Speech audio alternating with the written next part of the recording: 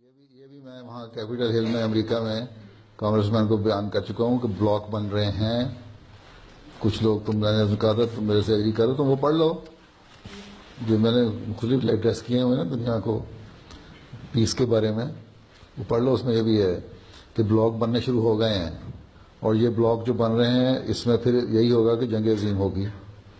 صرف ایران نہیں، ایران سے ابھی کیونکہ وہ دور ہے، کچھ گھرا ہوا ہے، کچھ اور مسائل ہیں، اس لیے ایران سے پہلے وہ سیریا پہ حملہ کرنا چاہیں گے، اور حملہ بھی کریں گے مسلمان ملکوں کے ذریعے سے. ترکی کے ذریعے سے سیریا پہ حملہ کروائیں گے.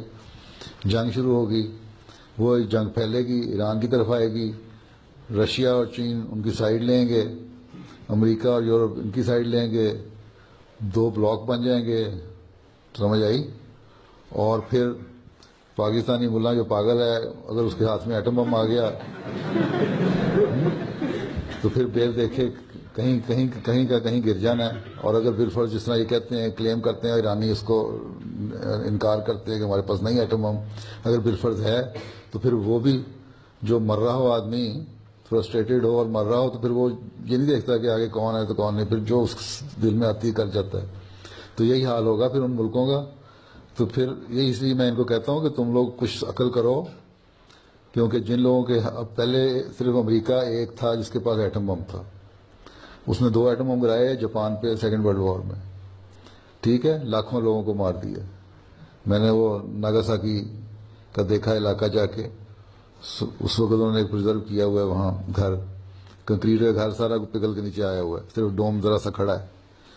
تو اسی طرح اور اتنی طاقت کا بھی بم نہیں تھا.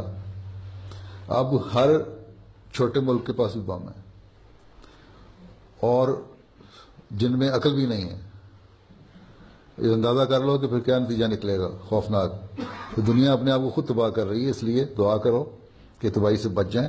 اور اگر یہ خدا نخواستہ ہو گیا تو اس کے بعد جو نیک لوگ ہوں گے وہ تو بہرحال بچ جائیں گے. حضرت مسلم نے فرمایا ہے کہ آگ ہے پر آگ سے وہ سب بچائے جائیں گے جو کہ کرتے ہیں خدا ذوالعجائب سے پیار، جو کہ رکھتے ہیں شک.